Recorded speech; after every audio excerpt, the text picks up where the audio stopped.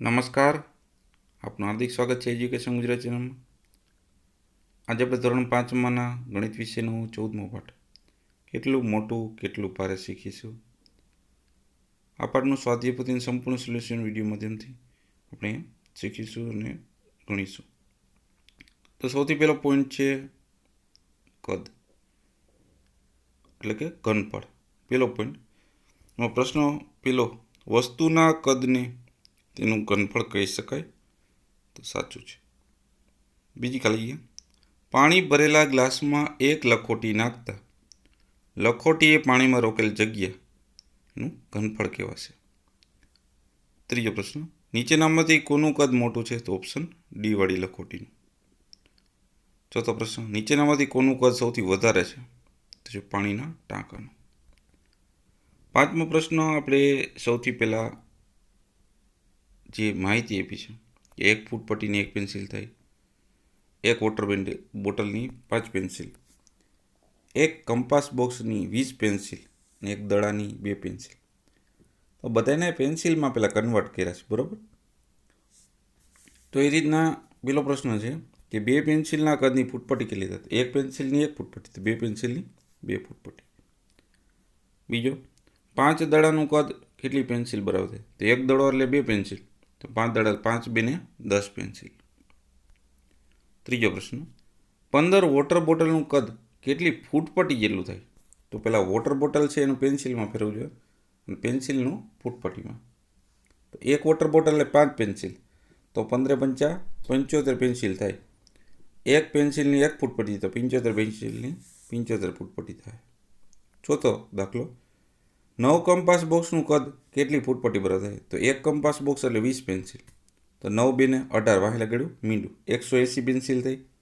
તો 1 પેન્સિલ એટલે 1 ફૂટપટ્ટી, 180 પેન્સિલ એટલે 180 ફૂટપટ્ટી થાય છે. છઠ્ઠા દાખલામાં આ રીતના છે. જો માપ આપ્યું છે, 5 લખોટીનું કદ મિલી, 1 રૂપિયાના 1 સિક્કાનું કદ 1 મિલી, 5 દડાનું કદ 150 મિલી. ટૂંકમાં મિલીમાં આપ્યું છે બધું, બરાબર. 1 લખોટીનું કદ કેટલું છે? 2 મિલી જેટલું. એમાં બીજો દાખલો આપણે જોઈએ. 1 રૂપિયાનું 10 સિક્કાનું કદ 10 મિલી થાય. ત્રીજો દાખલો, 1 રૂપિયાના 5 સિક્કાનું કદ કેટલા મિલી થાય? 1 રૂપિયાના 1 સિક્કાનું કદ 1 મિલી, તો 5 સિક્કાનું કદ 5 એકુ 5 મિલી થયા. ચોથો દાખલો, 4 દડાના કદ બરાબર કેટલી લખોટીનું કદ થાય? તો 5 દડાનું કદ એટલે 5 દડાનું આપણે આપ્યું છે 150, તો 4 દડાનું ગોઈતું તો 120 મિલી થયા. તો 10 મિલીએ 5 લખોટી થાય છે, તો 120 મિલીએ કેટલી થાય? એક મિનિટ ઉડી ગયું ઉપર નીચે, એટલે ક્રોસ ગુણાકાર કરતા એટલે 12 પંચા 60 લખોટી થઈ. પાંચમો દાખલો, 1 રૂપિયાના 32 સિક્કા કદ કેટલું થાય? 1 રૂપિયાના 1 સિક્કાનું કદ 1 મિલી, 32 સિક્કાનું કદ 32 મિલી. છઠ્ઠો દાખલો, 10 લખોટી 1 દડો અને 1 રૂપિયાના 5 સિક્કાનું કુલ કદ કેટલું થાય? તો પહેલાં 5 લખોટી બરાબર એટલે 10 મિલી થયા, 10 લખોટી એટલે 20 મિલી થઈ ગયું, 1 મળી ગયું. પછી દડાવાળું કર્યું કે 5 દડા એટલે 150 મિલી, તો 1 દડા એટલે 30 મિલી થયું. પછી રૂપિયાના સિક્કાનું કર્યું, 1 રૂપિયાના સિક્કાનું કદ 1 મિલી, તો 5 સિક્કાનું કદ 5 મિલી. આ 20, 30 અને 5 આ બધાનો સરવાળો કર્યો, ટોટલ આવ્યા કુલ કદ 55 મિલી. સાતમો દાખલો, આપેલ વસ્તુના કદના માપથી અ, બ અને ક આ 3 પ્રશ્નો છે એને જવાબ આપવાના છે, બરાબર. એના આધારિત કે 4 દડા એટલે 100 મિલી થાય, બ એટલે કે 2 રૂપિયાનું 20 સિક્કાનું કદ 20 મિલી થાય, 10 રૂપિયાના 30 સિક્કાનું કદ 90 મિલી થાય.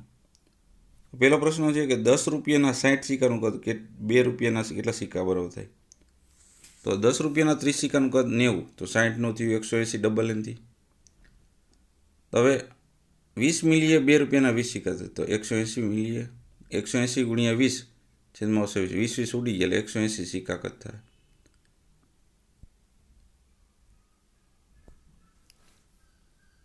પછી 4 દડાનું કદ આ ઉપરનું છે, બરાબર, 40 રન ઉપર સમાણું નહીં લખ્યું છે.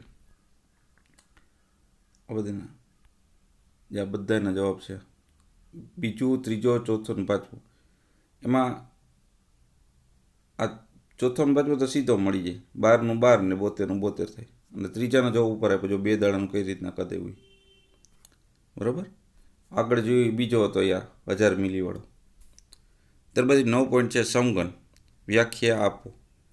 સમઘન જેની પ્રત્યેક બાજુનું માપ સમાન હોય એને ઘનને સમઘન કહેવાય. લંબઘનનું ઘનફળ સ્વતંત્ર, તો લંબાઈ ગુણ્યા પહોળાઈ ગુણ્યા ઊંચાઈ. સમઘન હોય તો લંબાઈ ગુણ્યા લંબાઈ, બરાબર. 10મું છે ઘનફળના 2 એકમો, ઘન સેમી ઘન મીટર. 11મું ઘનફળના એકમો પૈકી 1 એકમ ઘન મીટર પણ છે, વિધાન સાચું છે. 12મું 1 સેમી લંબાઈના સમઘનનું ઘનફળ 1 ઘન સેમી થાય, વિધાન 1 છે સાચું, એ આવશે સાચું થશે 1, બરાબર. જે 13મો પ્રશ્ન છે આમાં સમઘન કયો છે તો છે એ ઓપ્શન, બધી બાજુ સરખી હોય એની. 14મું 2 સેમીનો આ સમઘન છે તો પ્રત્યેક બાજુમાં 2 સેમી થાય.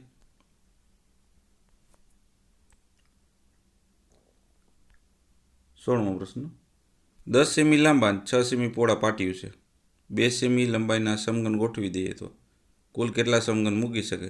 જો આ બધા જ સમઘન એક હરોળમાં ગોઠવીએ તો તે હરોળ કેટલા સેમી લાંબી બનશે?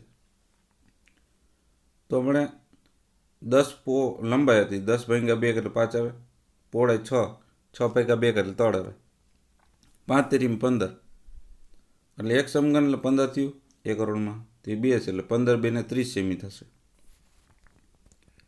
17મો પ્રશ્ન સામાન્ય રીતે મળતું રબર 1 સેમીના આશરે કેટલું સમઘન જેટલું થાય? તો 2 સેમી જેટલું. 18મું ખાલી જગ્યા સામાન્ય રીતે જોવા મળતા કંપાસ બોક્સમાં આશરે 1 સેમીના ખાલી જગ્યા સમઘન બરાબર થાય તો 224. 19મો દાખલો છે નીચેની આકૃતિ આકાર પછી 1 સેમી સમઘનના છે, બરાબર. A, B ને C. તેમાં જે સમઘન છે ને એના સંખ્યા ગણી લેવાની, 5 પછી 12 ને 13 થશે. ત્રણેય આકૃતિમાં કોનું કદ વધારે? તો C આકૃતિનું કદ વધારે છે. આ 20મું છે, બરાબર. એની ઊંચાઈ લંબાઈ પહોળાઈ આપેલી છે, વપરાયેલ ખોખા પણ દીધેલા છે. સૌથી વધુ ઘનફળ કેનું છે? તો એ બીજી આકૃતિનું.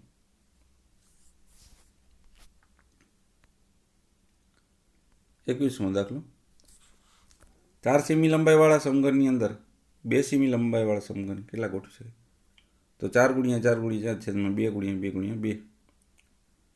તો 2 2 4 1 ઉડી ગયા અને 2 1 2 સોરી 2 2 4 1 ઉડી ગયા, બરાબર. અને એકમાં એક જ ઉડ્યા એટલે 4 2 ને 8 સમઘનનું સમય છે. પછી સમઘનનું ઘનફળ હોય ને તેમાં લંબાઈ આપી હોય તમને, એને 3 વાર ગુણાકાર કરી નાખવાનો એટલે તમને જવાબ મળી જશે. 5 ને 125 સેમી તો ઘન સેમી થાય, મીટર હોય તો ઘન મીટર થાય. ઓકે, આના ઘનફળ લખ્યા છે 3 વાર ગુણાકાર. 4 જો 4નો ગુણાકાર ચોકે ચોકે 16, 16 ચોખ્ખું 64 આવી ગયો એ રીતના. પછી લંબઘનનું ઘનફળ પણ એ રીતના.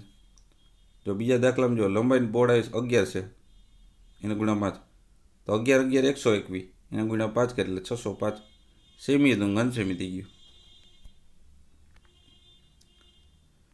સેમ ટુ સેમ દાખલા અહીંયા ત્રીજો દાખલો જો એમાં એક વધારામાં શું છે કે લંબાઈ મીટરમાં છે, પહોળાઈ મીટરમાં છે, એને સેમી ફેરવી 1 મીટર 100 સેમી, 100 ગુણ્યા 100 ગુણ્યા 50 એટલે જવાબ મેળવવાનો 5 લાખ ઘન સેમી. બીજા દાખલામાં એવું જ છે, જો એમાં લંબાઈને ઊંચાઈ મીટરમાં એના પહોળાઈ સેમી છે પણ લંબાઈને ઊંચાઈ છે સેમી ફેરવવી જોઈએ. 2 મીટરના 2 સેમી 200 સેમી થાય ને, 1 મીટરના 100 સેમી, તો 200 ગુણ્યા 50 ગુણ્યા 100 એટલે થયું 10 લાખ ઘન સેમી.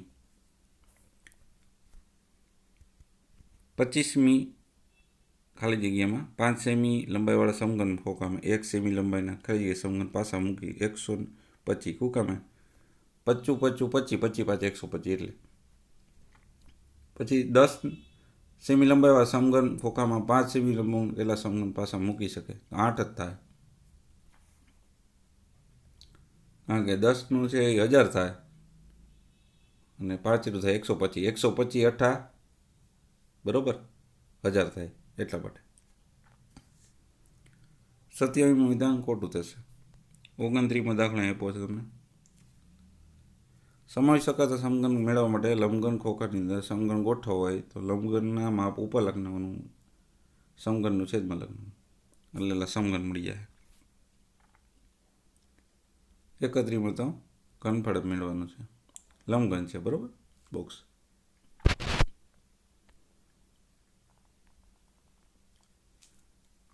32 એ રીતે જ છે. લંબઘન બોક્સ છે ને રબર એ લંબઘન છે. 5000 રબર ગોઠવી શકાય. પછી હંસાબેનને ખરીદી કરવા ગયા, બરાબર. દાખલા એ કરેલા છે બધા.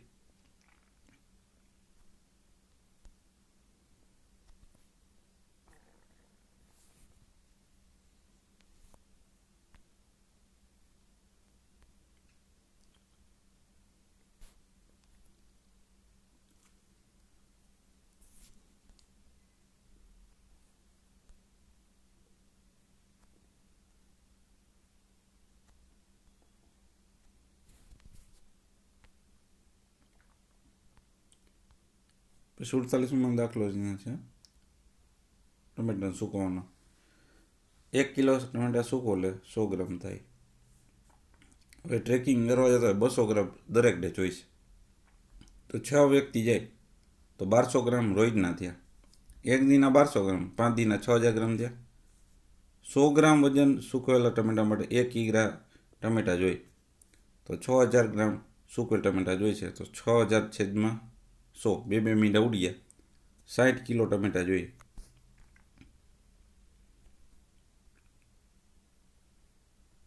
પછી આ તો સહેલું છે. જેટલા 100 કિલોનું પથ્થર છે ને એને છેદમાં 25, પછી આ 50 અને 20, તો કેટલા ગણું સી મળી જશે.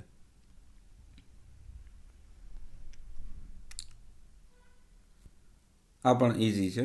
દરેક સંખ્યા જે સિક્કાની છે ને એને 8 વડે ગુણ્યા છે એટલે ગ્રામ મળી જાય.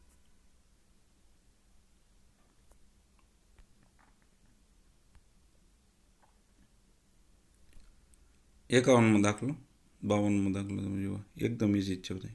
ત્રિરાશી માંડી છે. 100 સિક્કાનું વજન, 51 દાખલો 1325 થાય. 500 ને કેટલું, તો 500 આટલા તો 100 એ કેટલા, એમ કરીને ત્રિરાશી માંડી. 53મો દાખલો, એની કિગ્રામાંથી પેલા બધા ગ્રામમાં પહેરવા. 10 ગ્રામમાં આ સિક્કા 1 છે, બરાબર. તો 3500 કેટલા થાય, તો 351 સિક્કા થાય. 54માં એ રીતના છે. તો આ તો આપણે ધોરણ 5માનું ગણિત વિષયનું 14મા પાઠનું સોલ્યુશન. જોતા રહો એજ્યુકેશન ગુજરાતી ચેનલ શીખતા રહો. થેન્ક યુ, આભાર.